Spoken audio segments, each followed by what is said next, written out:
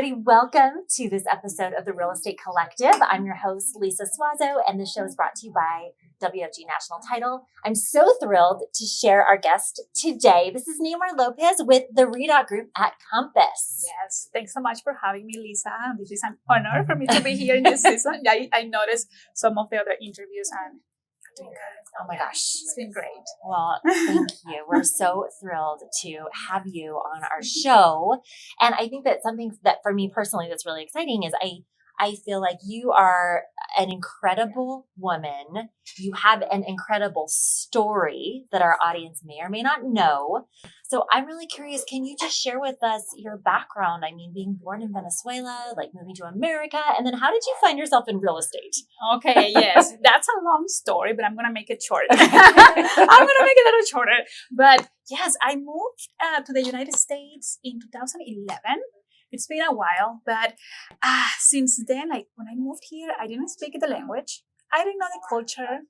And I didn't know how to drive. So it was interesting, like all the jump, all the way from there to here.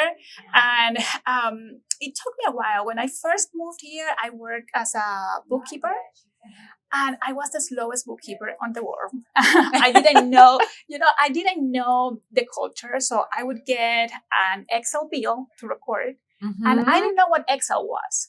So I had to look it up. What is Excel? And then it is a utility company. Okay, then how do I do that in QuickBooks? So it took me a while. I mean, I got some training, but it was all in English and I didn't understand anything. So and Excel is hard enough to learn, minus, oh my God. barrier, and like everything. It was hard, but I just decided to quit the job for a second and go to English school. So I went there for a year. I decided that I wanted to be able to communicate in English as good as I communicate in Spanish. I'm not there yet, but I made progress. And also, learn how to write correctly and all those things. So I really wanted to be able to communicate right in the United States. So it took me a while. And then I was exploring, like, what should I do? What should I do for work? I didn't want to do bookkeeper anymore. So I went to Spanish classes. I was doing Spanish classes for kids, for after school. And I loved that. Like, those little kids really, had my heart. But then I kept exploring. And then I had the opportunity to start with real estate. Mm-hmm. And I went into the school. Got my license, and then I realized I didn't know how to drive. So if I wanted to be a real estate agent, I needed to know how to drive. So I took driving lessons, and then I didn't kill anybody. Everybody was safe. So it was all good. But then after that, I started in a company in Boulder. It was a small boutique company called Steps Real Estate. Mm-hmm. And I had great mentors there, Sean Modry, Kevin Byrne, and Kate Fay, and they were wonderful. Then I decided to move to Denver, and I needed a new brokerage in the area, and that's how I met Chad Nash, and the Redot Group.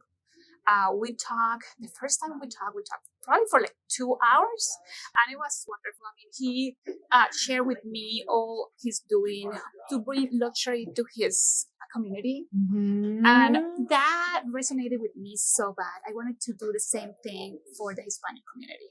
So I decided to join the team and to join Compass. And after that, it's been wonderful. Like, Compass tools are amazing. And it's been great to be surrounded with top producers. It's been wonderful. So good. Mm-hmm. Yes. So speaking of the Hispanic community, I know that you are on the board of directors for NAREP, which is the National Association of Hispanic Real Estate Professionals for Denver. And then you are part of the DMAR Diversity Committee as well. So heavily involved in leadership and those types of roles. So tell us a little bit more about what are the issues and the causes and the things that you want to bring attention to in your leadership roles.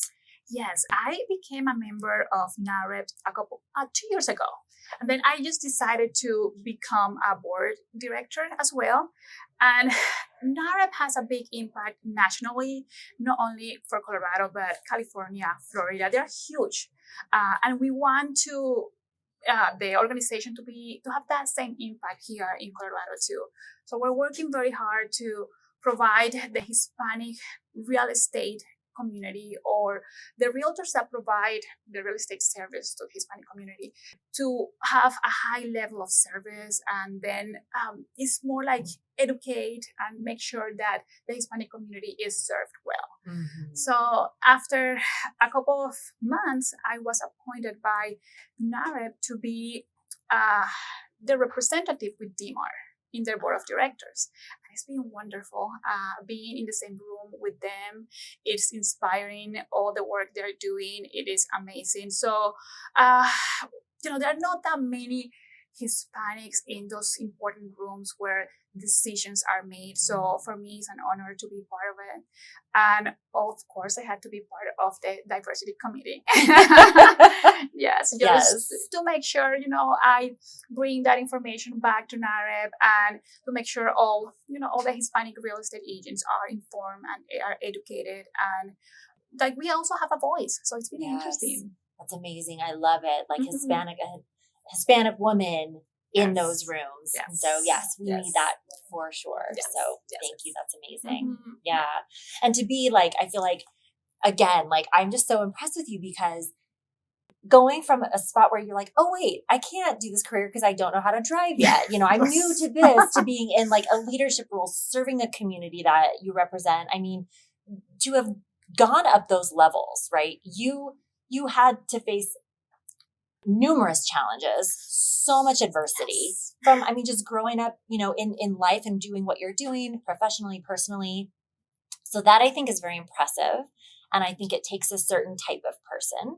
So I'm so curious to know, what would you share? What do you think it is about you, or, your mindset, or specific qualities? What has allowed you to really just face those challenges and that adversity and to keep rising?